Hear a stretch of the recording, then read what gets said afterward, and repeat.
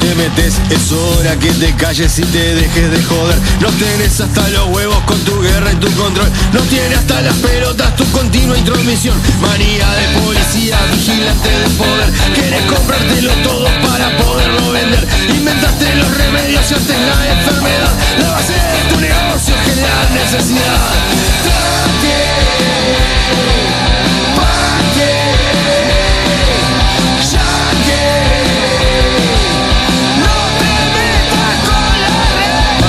Pensamiento que no quiera obedecer. Matas toda independencia que cuestione tu poder. Ponele la marca a todo y lleva tu comisión. Ponele la marca a esta, la puta que te parió.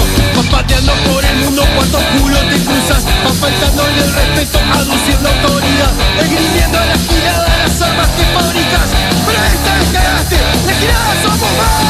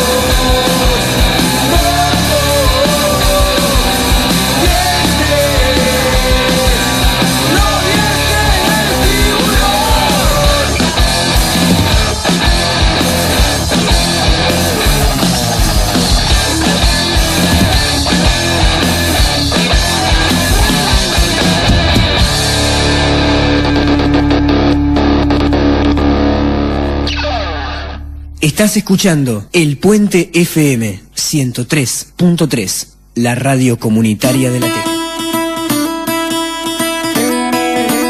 Profe, ¿a qué vino? Profe, ¿para qué vino? ¿Para qué viniste? ¿Para qué viniste? Profe, ¿para qué vino? Profe, ¿para qué vino? Hey, no tengo nada que hacer, la levantada no me pega bien. No fuiste capaz ni de decir, ¿para qué vino? Profe, ¿para qué vino? Profe, ¿para qué vino? ¿Para qué viniste? Profe, ¿a qué vino? ¿Qué? Profe, ¿para qué vino? Profe, ¿para qué vino? ¿Alguna vez? Profe, ¿para qué vino? Profe, ¿para qué vino? Ya terminó. Profe, ¿para qué vino? Una interpelación, un desafío, una pregunta que intentamos responder cada día en el aula. Profe, ¿para qué vino? Un espacio para preguntas incómodas. Y cruel soledad. Profe, ¿para qué vino?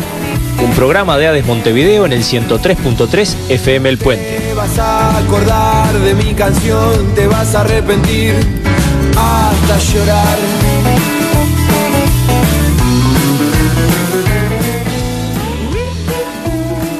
Alerta roja.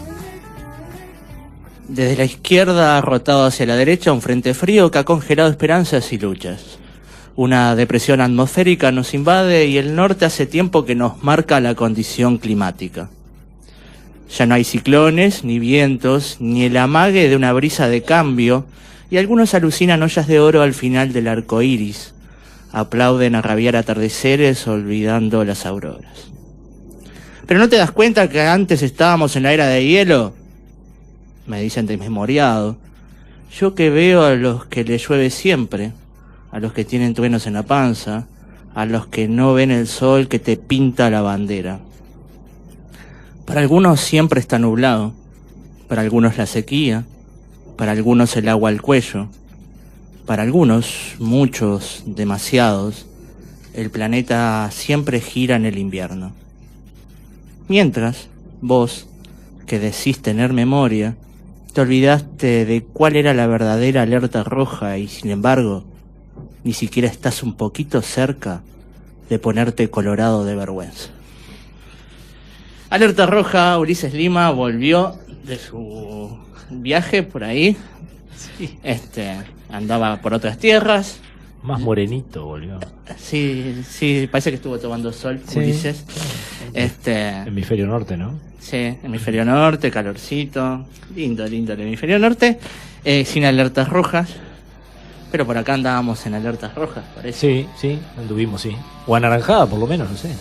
Sí. Creo que nunca llegamos a roja. No, nunca llegan. No llegamos. No. Y los ciclones nunca llegan a ciclones, salvo cuando no los... Cuando no lo pronostican. Cuando no los pronostican, ¿no?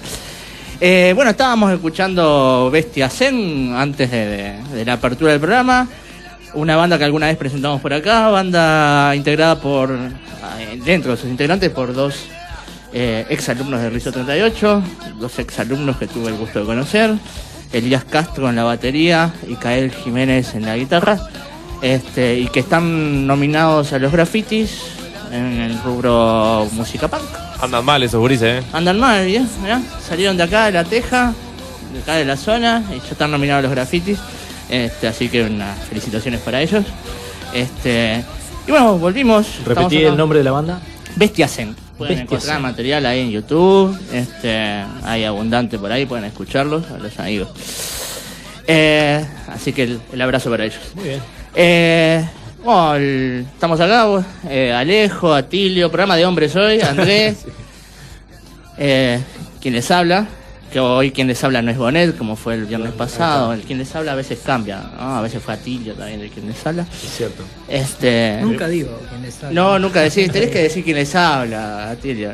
Bueno, en realidad nunca tenemos pruebas de los programas en los que está Atilio y Alejo. Cuando están solos nunca El quedan famoso pruebas. programa perdido. Sí. Esos programas van a valer millones, como decías Sí, vos, claro. dentro de unos años, ¿no? Yo creo que están cotizando con eso. ¿Ah? Bueno, el programa de hoy iría por el... Qué rico chocolate. por favor, cómanlo antes que venga lejos de este lado. Está muy bueno. Pernigotti. Sí, italiano. Nos auspicia Pernigotti. Vos, empezó el programa, les aviso. Tenemos que hablar de educación. Hay que hablar, sí. No hablamos de Peñarol, entonces... ¿Cómo no? Peñarol juega hoy y va a ganar. Hay que hablar de eso tan aburrido que se llama educación. Bueno, entonces hablemos de otra cosa. El programa de hoy tendría un título algo así como La incorrecta corrección política o esa delicada forma de cagarse en la libertad de expresión. Eso lo agregué yo a último momento. El nombre está debatido. Estuviste bien. El título ha surgido por diversas cosas que venimos viviendo desde un tiempo a esta parte. Nombro algunos mojones y quiero detenerme en dos o tres últimos. ¿Se acuerdan de cuando se propuso aquella modificación en el diccionario? Se tenían figuras conocidas y junto firmas, Sí. con el término negro, ¿no? Después, de un tiempo a esta parte, también tenemos esta obsesión por eliminar lo que se llama lenguaje sexista. Entonces reproducimos Los, y las, las, les, lis. presidente y presidenta, jugadora y jugador, yo qué sé. Y últimamente, hace poco hubo un episodio que dio otra vez para resucitar el tema, que es, porque está vigente, un concurso de humor en clave de derechos humanos, que se llama ¿Y si nos reímos de otra cosa? Sí. Que es un concurso organizado por el MIDES y la Dirección Nacional de Promoción Sociocultural del MIDES y el Vértice Social del Gobierno de Canelones. La reproducción de... Digamos que el rincón, ahí el rincón es el vértice, es el rinconcito.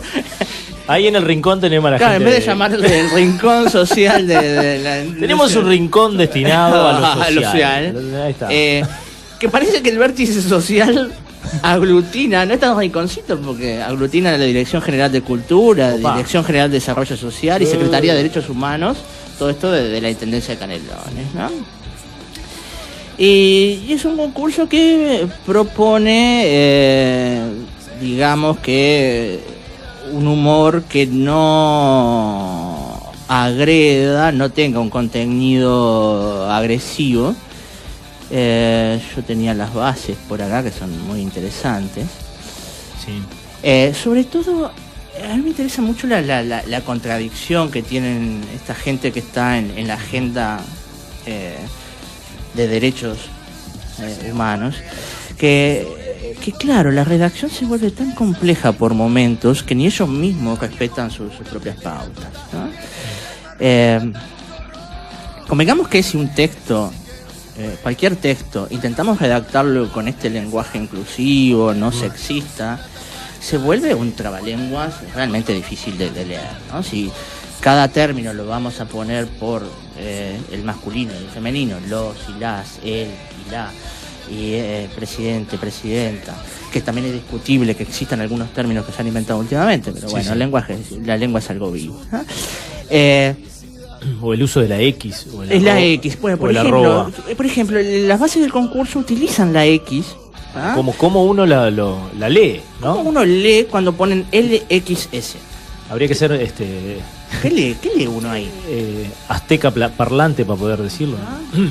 Claro, es un mensaje visual, pero claro, no se puede leer. Pero lo que decía, por ejemplo, de lo contradictorio que son, porque ponen LXS seleccionados. Al seleccionados no le ponen la X en el lugar de la O. Ponen seleccionadas. Claro, pueden ser seleccionadas, ¿no? Entonces, como que se aburren. Empiezan. Yo sí tengo esa sensación. Si vamos a poner el lenguaje, vamos a tratar de evitar lo sexista. Se aburren y meten otras cosas, ¿no? Y en determinado momento, incluso, cuando hablan de los miembros del jurado, se confunden, se marean y ponen miembros, en vez la O final la sustituyen por una X, como si existiera miembras. ¿No? Yo creo que nadie corrige estas cosas. Prolijidad antes que nada. Se ve que en el vértice sociocultural de la intendencia falta alguien que sepa algo de ahí redacción. En el rinconcito. En ese rincón. O del MIDES, no sé, porque si lo habrán redactado en conjunto, todo esto, ¿no? Entonces, hay un tema para discutir ahí primero con lo del lenguaje, este lenguaje sexista, si realmente hay que utilizarlo, podríamos discutir y tener varios argumentos a favor y en contra, ¿no? Y después, lo otro a discutir es el fondo, el contenido del concurso, ¿no? Hago un concurso de humor que tradicionalmente ha sido el humor el lugar de la incorrección, el lugar de la libertad, el lugar de derribar todo tipo de estructuras. Hago un concurso de humor limitado a un humor que no roce ninguna susceptibilidad de tipo étnica, sexual, genérica, racial. ¿Está bien hacer eso?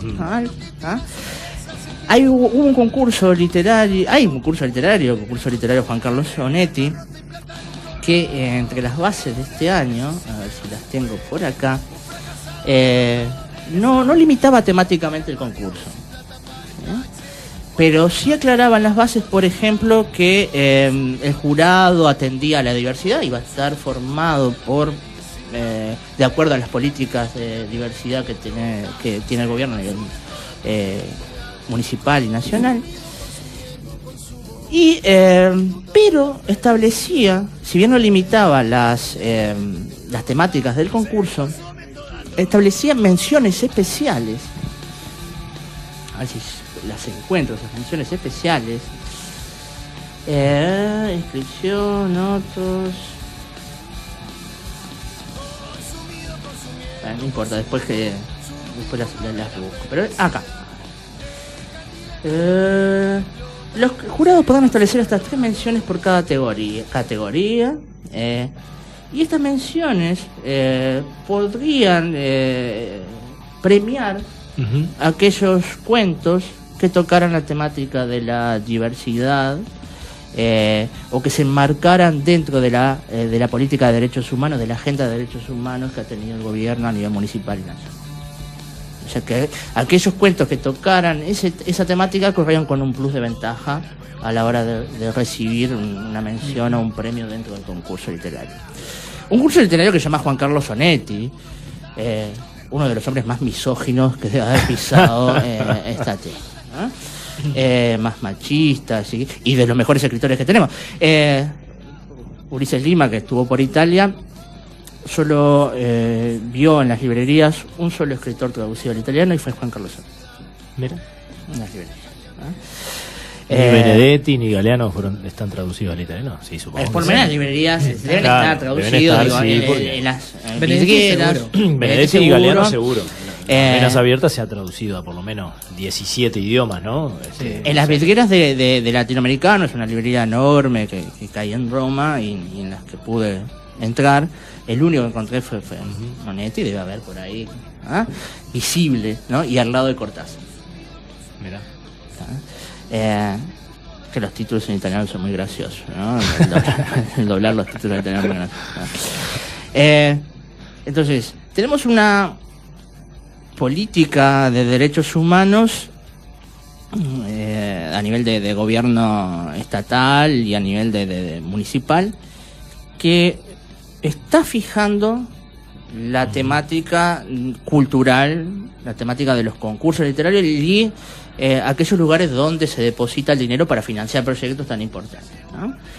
Que tienen que estar ajustados a determinado contenido, o por lo menos se premian con más facilidad esos contenidos, ¿no? Y se generan contratos, porque el concurso de humor de la Intendencia del MIDES, uno de los premios más interesantes es reproducir el show por diversos lados y un contrato, ¿no? Entonces, ¿hasta dónde? Yo decía acá la delicada forma de cagarse en la libertad de expresión, esta corrección política, esta puesta en evidencia de algunos, es verdad, de algunas desigualdades, de algunas sectores, algunos sectores olvidados o discriminados o maltratados a lo largo de la historia.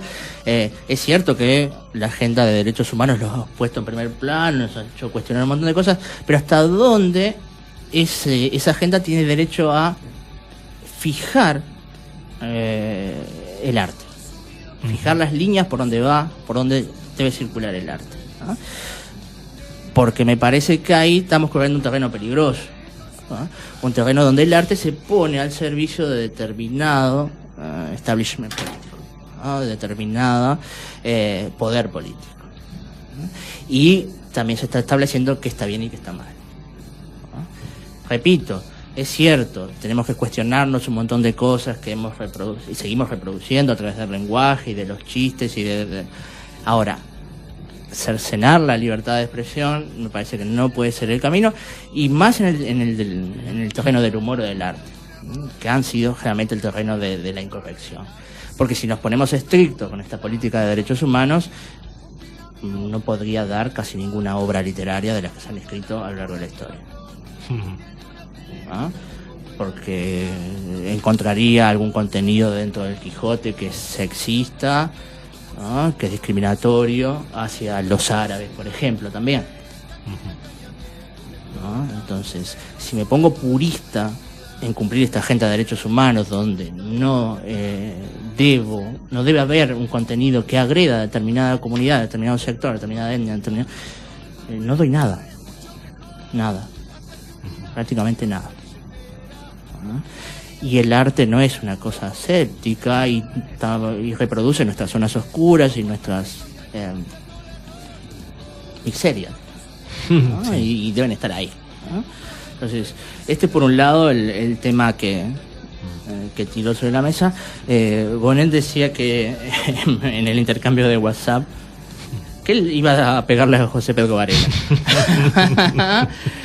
Porque sí, terminamos la cultura, digamos, oficial, termina estableciendo qué está bien y qué está mal, y dentro de ese qué está bien y qué está mal, termina estableciendo determinados ídolos, determinados mármoles intocables, y tenemos nuestros mármoles intocables, ¿no? Y Varela es uno de ellos, ¿no? Y parece que todo lo que hizo Varela es perfecto, y tenemos la incorrección política del celular de Bonet que suena. Está bastante ajustada la definición, ¿no? Esto que leías del concurso. Lo políticamente... O sea, el lenguaje políticamente correcto es el lenguaje, ideas, comportamientos que tienden a, o sea, minimizar la posibilidad de ofender a grupos étnicos, religiosos y culturales. Está básicamente ahí metido ahí, tiene que ver con el multiculturalismo.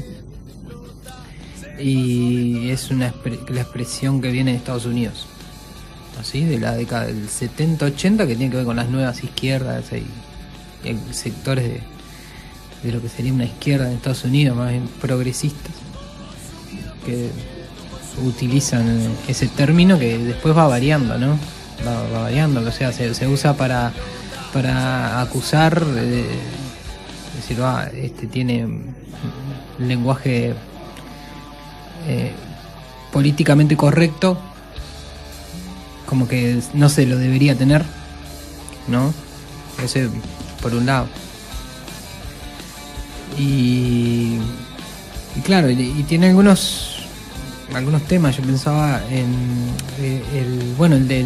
el tema, por ejemplo, hay una tendencia a una imposición de determinado lenguaje, y que a veces es complicado, porque por ejemplo el tema del afrodescendiente, cuando hay colectividades que reivindican la negritud y lo negro como parte de la cultura, y más complejo todavía el tema de la opción sexual, cuando hay colectividades para las cuales eso no es una opción. Entonces, ¿cómo haces? Porque hay que reconocer que hay colectividades religiosas para las cuales uno no opta su sexualidad, sino que es algo natural con lo cual ya se nace. Y hay como en cierto modo cierto juego de poder a ver quién impone su visión del mundo. Tiene, o sea, a veces el riesgo que se me ocurre que es como que ciertas minorías sean minorías privilegiadas por haber impuesto su visión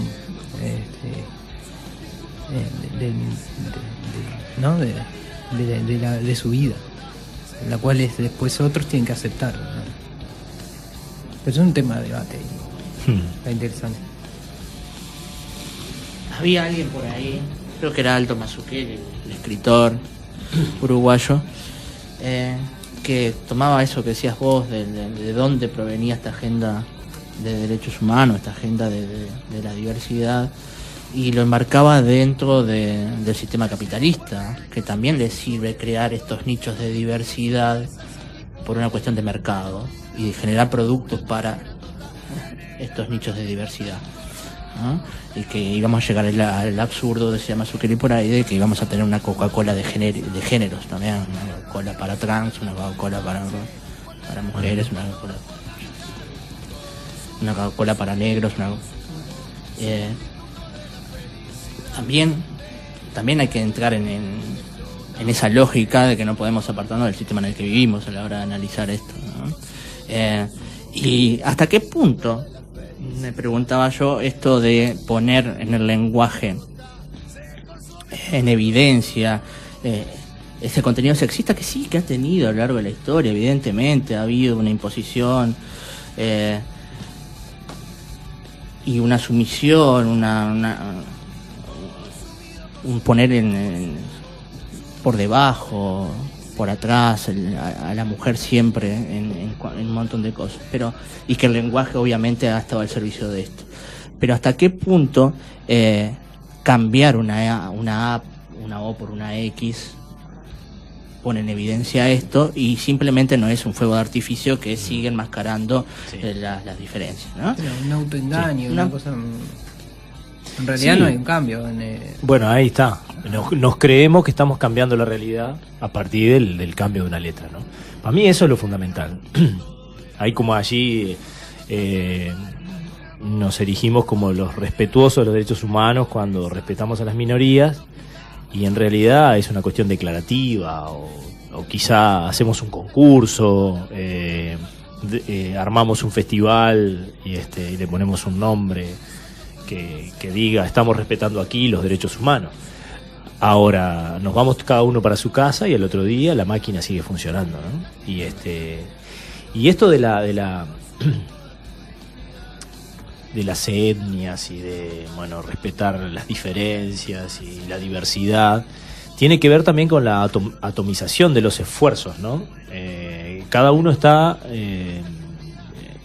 sumido en su pequeña lucha, en su pequeña defensa, y por ahí se está distrayendo de aquellas grandes cosas, ¿no? De aquellas grandes cosas que hacen a una comunidad, a una sociedad, ¿no? ¿Qué es lo que nos identifica en lugar de qué es lo que nos diferencia, ¿no? Bueno, está bien, hay muchas cosas que nos diferencian. Acá somos 4 personas, somos muy distintos unos de otros, sabemos que existe esas diferencias, pero tal vez lo interesante es buscar, qué es lo que nos identifica, cuál es la utopía que perseguimos los 4, en fin, cuáles son los esfuerzos que podemos hacer para mejorar todos, ¿no? Por supuesto que sin perder las diferencias, pero sin poner el énfasis allí, ¿no?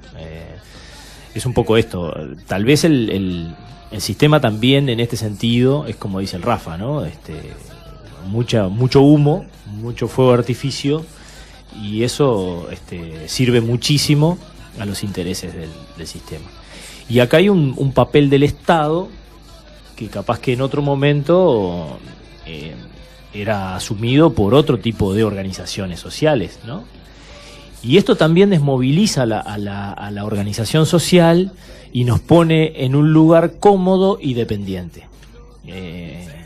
Cómodo en el sentido de que el Estado es quien resuelve todos los problemas, quien organiza todas las cuestiones, quien pone los parámetros, establece los criterios, y los demás estamos cómodos porque el Estado es el que lo hace, y en todo caso al Estado le reclamamos cuando hay algo que se sale de control, le reclamamos al Estado. Esto lo que hace es desmoviliza a la sociedad y a las organizaciones sociales, porque todos estamos dependiendo de esta estructura, ¿no? Y esta estructura a su vez genera la dependencia, esa dependencia, y por lo tanto se erige como un poder cada vez mayor. Entonces, cada vez le estamos asignando mayor poder al Estado cuando el Estado se mete en aquellos temas donde las organizaciones sociales eran las que estaban llevando a cabo esas cosas. Pasa muchísimo con las organizaciones no gubernamentales. En una época las organizaciones gubernamentales eran organizaciones de fuerzas sociales que procuraban recursos y organizaban distintas actividades que promovían el desarrollo social, el encuentro de las comunidades para resolver sus problemas, ¿no? Hoy día el Estado es el que financia todo este tipo de cosas, ¿no? Y las organizaciones no gubernamentales pasaron a ser organizaciones paraestatales. Entonces son ejecutoras de programas que en realidad son definidas centralmente por el Estado, porque el Estado define los criterios por los cuales uno puede acceder a esos recursos para llevar adelante los programas de desarrollo social. El Estado define cómo, cuándo, quién, con quién y con quiénes vamos a trabajar. Y las organizaciones sociales no pueden definir algunas cosas porque ya están definidas por el Estado a priori. Entonces, ojo, estamos alimentando un monstruo demasiado grande y en realidad lo que estamos haciendo es desmovilizar. Cuando nos creemos que estamos en una situación mejor, en realidad estamos cada vez más desmovilizados, opinamos cada vez menos y tomamos cada vez menos decisiones. Bueno, vamos a la pausa, opinamos menos. Sí, yo quería avisar antes de irnos a la pausa que Jonathan Rodríguez hizo el primer gol en México. Aviso. Tiene un video viejo, una tele grandota, tiene el alma rota y plata en un corro.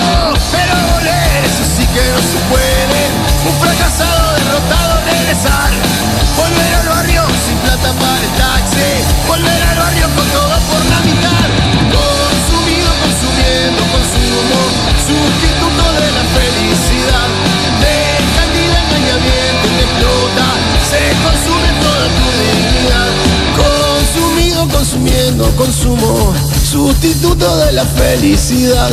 Te encandila, engañamiento, te explota, se consume toda todo. Estás escuchando El Puente FM 103.3, la radio comunitaria del Puente FM 103.3. Es tiempo de una solución legislativa que atienda la injusticia social que sufren las personas con discapacidad que no tienen acceso a un empleo. Hoy existe legislación solo para el ámbito estatal. Ahora vamos por una ley de empleo para personas con discapacidad, basada en un sistema de cuotas para el ámbito privado, y así cumplir con los artículos 53 y 55 de la Constitución, que proclaman la igualdad de derecho al trabajo para todos los ciudadanos. Vamos por más democracia, con más leyes para más derechos. Súmate vos también. Yo apoyo una ley de empleo para personas con discapacidad. Somos barrio. María la del barrio. Somos comunicación. Partículas que conforman un sonido alternativo. Desde el 103.3 del dial o desde lateja.org de tu navegador. Somos el Puente FM.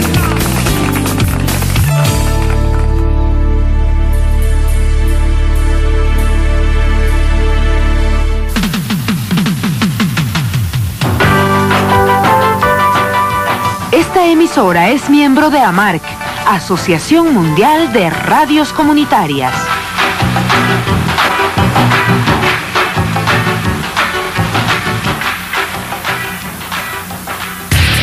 Escuchanos desde cualquier parte del mundo. Desde tu PC, laptop, celular. El Puente FM está en internet. www.lateja.org.uy. Página en Facebook, El Puente FM 103.3. El Puente @lateja.org. Lateja.org.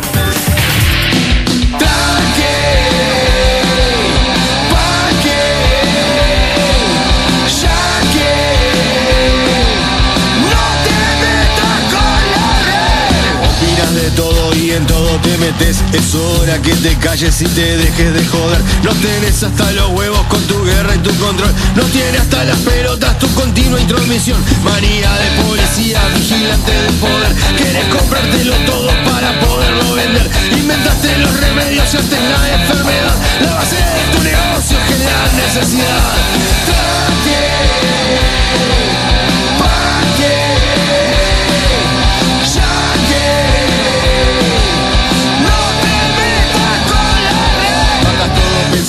Que no quiera obedecer, matas toda independencia que cuestione tu poder. Ponele la marca a todo y lleva tu comisión. Ponele la marca a esta, la puta que te parió.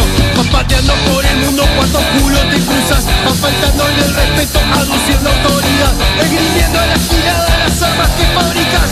Pero esta vez cagaste, la girada somos más.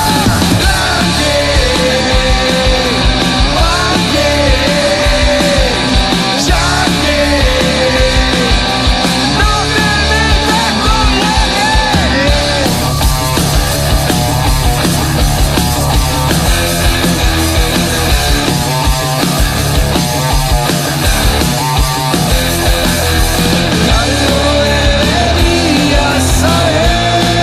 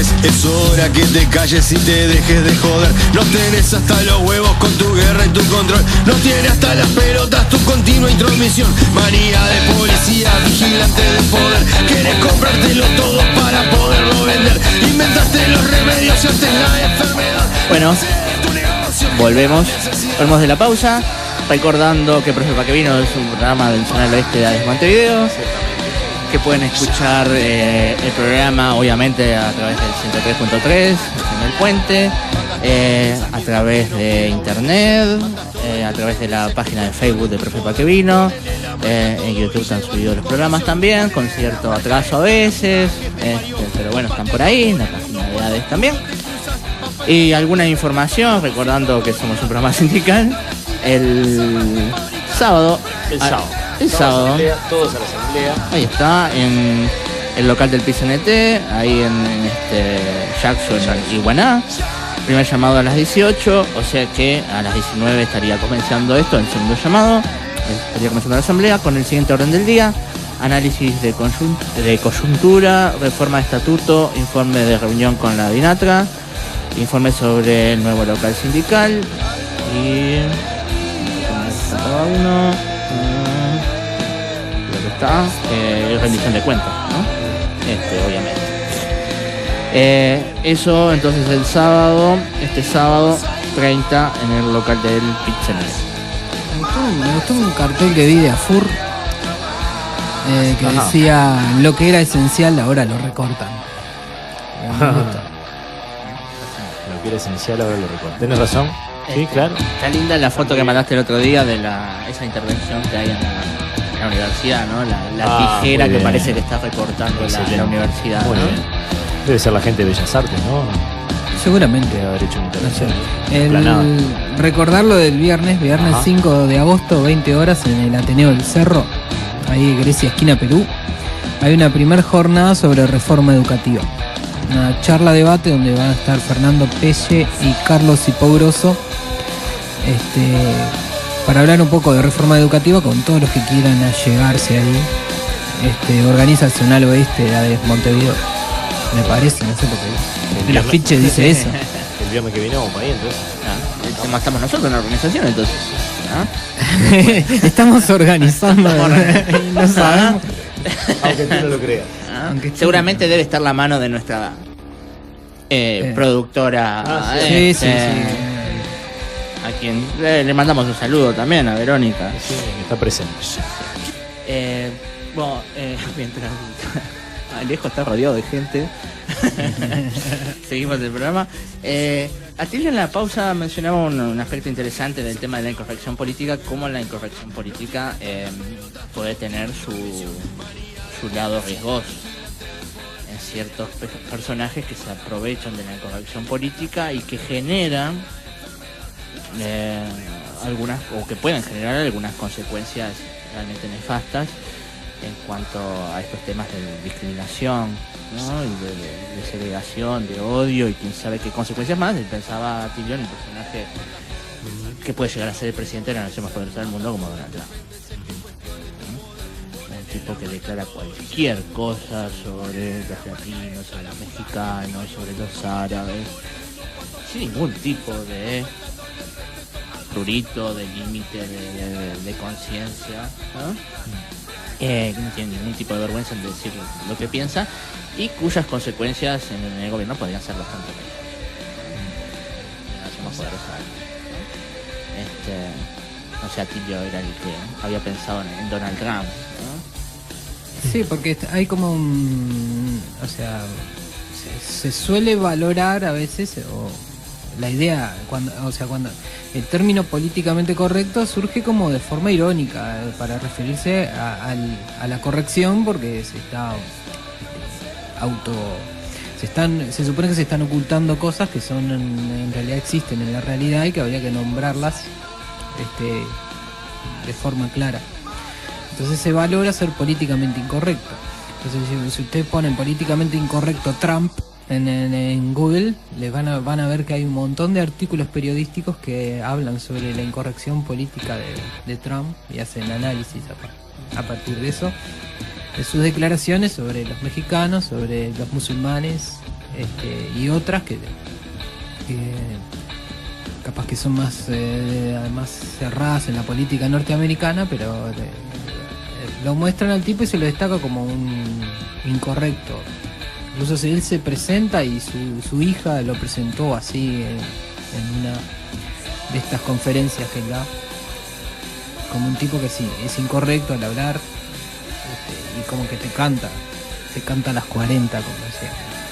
A mí me hace pensar ahora en voz alta que hay quizás al menos dos tipos de incorrecciones políticas. Esa provocadora de fuego de artificio, con consecuencias graves, ojo, estoy diciendo que no consecuencias graves, pero que no hace temblar determinados pilares del sistema. Claro. Obvio. Donald Trump no está proponiendo una revolución comunista, la socialización de los medios de producción, ¿no? Cosa que sería políticamente mucho más incorrecto en el sistema norteamericano, en el sistema capitalista mundial. Está proponiendo una incorrección admitida dentro de determinados límites, criticada por determinados sectores, obviamente, pero que el sistema se la banca. Se banca esa incorrección. De repente no se banca a un Bernard Sanders. Sanders es... Bernie Sanders. No hay un muñeco que... Ese es Barney.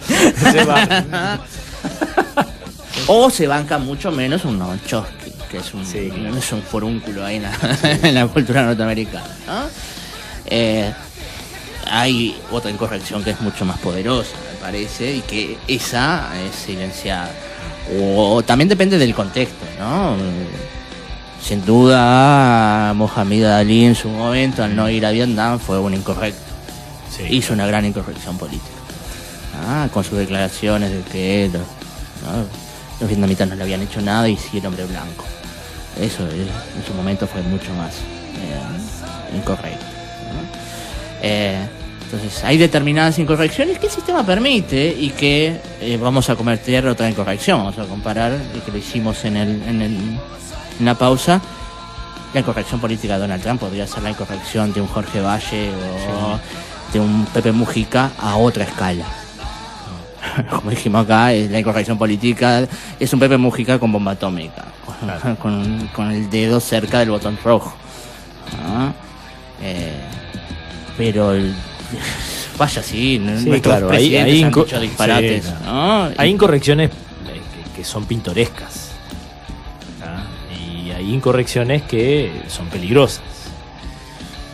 Y hay incorrecciones que, yo qué sé, la de Donald Trump no sé cómo clasificarla. Es un poco perversa, ¿no? Podemos, capaz que pasa que sería dedicarle un tiempo más, o sea, porque el loco está representando, está diciendo lo que, como todo político, lo que hay por lo menos un 50% en Estados Unidos que quiere escuchar. Sí. O sea, y las incorrecciones en realidad, si uno se empieza a analizar, lee, porque en los medios nos tiran la espectacularidad, la frase esa espectacular, y después siempre hay un pero en el loco donde matiza, y explica, da una explicación que en Estados Unidos tiene mucho sentido. O sea, en Estados Unidos, por eso creo que a Trump lo presentan como un desquiciado que increíblemente está llevando gente a que lo vote, pero el tema es que el loco está diciendo lo que quiere escuchar mucha gente, y que en la cultura estadounidense no es nada disparatado. No es algo disparatado. Incluso yo que sé, cuando te habla de en política internacional, lo que él dice es cortarle el petróleo al Estado Islámico, bombardeando todos los pozos de petróleo, ¿no? Y dice, le vamos a quitar el petróleo, una cosa así. Y eso, yo me imagino que escucharlo en Estados Unidos, decir sí, vamos, una cosa así. Y sin tanta vuelta como los otros candidatos, ¿sí? Entonces como que es más directo, ¿sí? Y es muy inteligente a la hora de como decías vos, de qué decirle al norteamericano que va a ir a votar, ¿no? que sabemos que la elección no es obligatoria y que va a una mínima parte. Había alguien ahí que reseñaba también de que en una fábrica de automóviles en un estado central de Estados Unidos, no me acuerdo cuál de las empresas norteamericanas había amenazado con irse a instalar su fábrica en México. Si hacen eso, dijo Donald Trump en la puerta de la fábrica, los obreros, si hacen eso, van a tener un 30 o un 35% de arancel para poder vender sus automóviles en Estados Unidos, si se van de acá. Y obviamente le está protegiendo el laburo a un montón de gente ahí. Claro. Sí, lo van a ir directamente a votarlo. Eso está clarísimo. Es interesante el fenómeno que decía Tilio de cómo la incorrección política también se vuelve un fenómeno de mercado y entonces ahí ya deja de ser incorrección. Sí. ¿No? Porque figuras como el Pepe Mujica en este momento se vende como la figura de la incorrección política, pero en realidad cuando ya pasa a ser algo comercial y ya vamos a ver el Pepe va a decir algo, ya eso ya no es incorrecto porque uno ya está predispuesto al disparate que va a decir, ¿no? Ese disparate a medio camino entre la filosofía de boliche y el sentido común, quién sabe qué, ¿no? Y el pensamiento ese de Doña María, de Don José, que nunca sabemos esas figuras abstractas, quiénes son, ¿no? Pero hasta qué punto eso ya es incorrección, ¿no? Me parece que hay otras incorrecciones que se están tapando y que serían más beneficiosas para hacer tambalear determinados pilares con estas pseudo incorrecciones. Sí, hay que tener en cuenta también la importancia de lo mediático, ¿no? O sea, las incorrecciones se dan a título de discursos, frases, titulares. Está instalado el WhatsApp, ¿no? O sea, vivimos intermediados por una pantalla. Y en definitiva, ¿qué de todo eso se hace carne en políticas, en ejecución de políticas públicas y en beneficio de qué, ¿no? Entonces uno termina siendo parte del Truman Show, ¿no? Y todo es de cartón, ¿no? Uno llega hasta el fondo y toca la pared y pensó que era el horizonte, pero en realidad es cartón, ¿no? Entonces parece que toda la política se jugara en un escenario, ¿no? Es un gran espectáculo al cual todos asistimos como espectadores, pero que en realidad es pura mampostería, ¿no? Ese es el temor que yo le veo y el Pepe jugó un papel importante en ese sentido también, que quizá sin intención, pero jugó un papel importante como depositario muchas veces de las frustraciones de los uruguayos. Él decía una frase con la cual nosotros nos emocionábamos porque siempre lo hubiésemos querido decir y desde ese lugar, ¿no?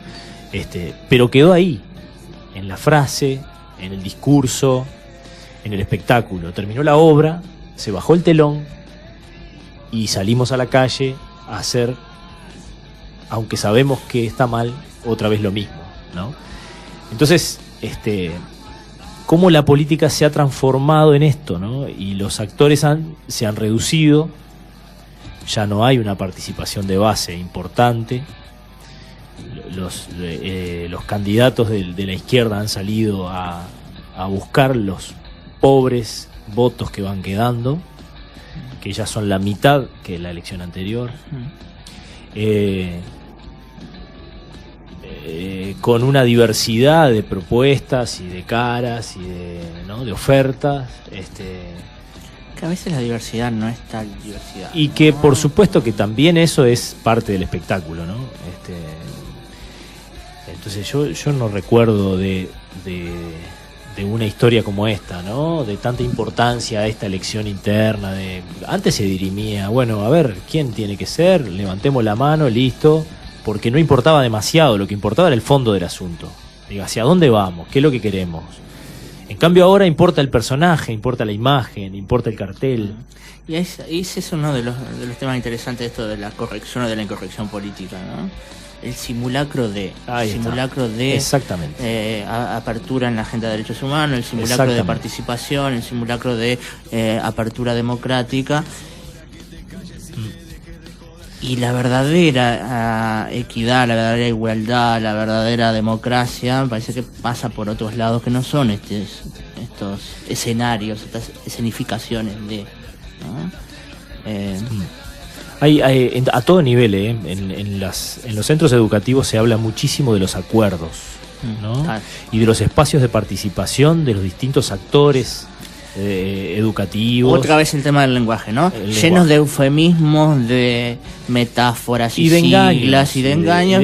Porque en realidad no hay posibilidad de acuerdos cuando existe una organización organizada centralmente y jerárquica in extremo, ¿no? De hecho, hay resoluciones unilaterales así. Exacto. Que aparecen, llegamos a estos acuerdos. A estos acuerdos. ¿No? Llegamos a estos acuerdos. Pero ¿cuándo se llegó a esos acuerdos? ¿Dónde está el acta? Pero además, si uno se maneja a través de acuerdos y de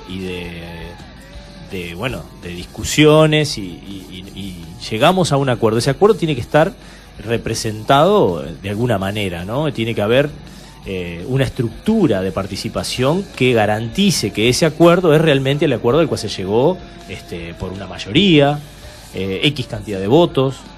Tiene que haber un quórum para tomar esas decisiones, porque yo me puedo reunir, yo director de un liceo me puedo reunir con 3 o 4 docentes y llegamos a un acuerdo de qué cosas queremos hacer y después lo plasmamos en un documento que dice: llegamos a un acuerdo con los docentes que se va a realizar tal o cual cosa.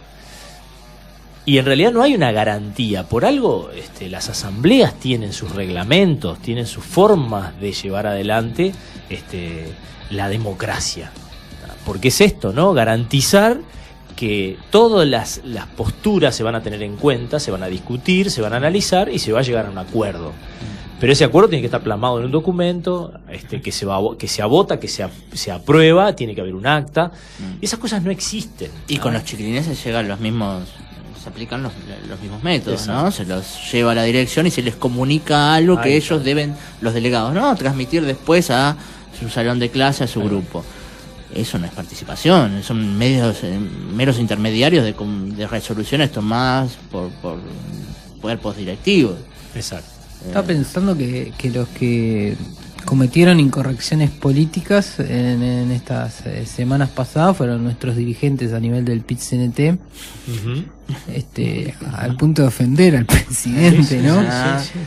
Que dijeron que iba a haber conflictividad y que el gobierno era neoliberal. Y cuando se enojó papá salieron a pedir disculpas, ¿no? Sí, después todos pidieron disculpas y llegaron a un acuerdo. Y ahora sí se van a reunir, porque ahora se reúnen. Que había negado la reunión con el PIT-CNT después de sentir que esta conflictividad no permitía el diálogo. Le tendría que haber dicho que era post-neoliberal. Ahí capaz que ni entendía. Claro, no es que no se sabe si es bueno o malo. Capaz que es como una superación de... Claro, depende, cada uno agarra para donde quiere. A mí me da mucho miedo el tema de hasta dónde nos puede llevar este tema de la corrección política, a qué niveles de cultura oficial, qué cosas se van a seleccionar. Es claro, es evidente que de un tiempo a esta parte los espectáculos de carnaval han perdido en crítica. Desde que la izquierda está en el poder ha ido disminuyendo paulatinamente la crítica, el contenido crítico del carnaval. En la medida que como decías vos, el Estado tiene una gran intervención en determinados financiamientos culturales, ese riesgo siempre está. Claro, ¿de dónde aparece la plata si no la pone el Estado también? Y entramos en una discusión que parece no tener solución. Determinados eventos culturales necesitan financiamiento, si no sale del Estado no sale de otro lado. Ahora, si el Estado financia eso con explícito o implícito la devolución de una suavidad en la crítica o más explícitamente una propaganda de ¿no? Porque la mayoría de los artistas que forman parte de los artistas de mayor popularidad, de mayor difusión, sabemos que aparecen después en los spots de campañas del Frente Amplio. Claro. Así, No, y acceden a fondos del Estado para difusión de la música popular, por ejemplo. Claro, trabajan para el Estado a nivel de las intendencias en muchos son actividades de empleados desarrollo públicos. cultural. sí, eso que es cooptación. Que Ahí dicen, está. ¿no? Que se llama. Entonces eso es un riesgo enorme a la hora de la libertad de expresión, de la libertad creativa, y puede llegar a producir un estancamiento realmente tremendo. Hace un tiempo, hace como 2 años por ahí, participé en un taller donde se hacía un análisis de coyuntura, y entonces había un muchacho ahí muy enojado, que hablaba un poco de esto, criticaba un poco la agenda sobre diversidad, y él estaba enojado por lo siguiente. Él decía, esto del socialismo siglo XXI, decía, voy a poder abortar cuando quiera, voy a poder fumar marihuana cuando quiera, y dice, y me voy a poder casar con un hombre, decía, no sé cuánto, pero voy a seguir siendo explotado, decía. Entonces estaba muy enojado. Todo, pero voy a continuar siendo explotado por los capitalistas, muy enojado.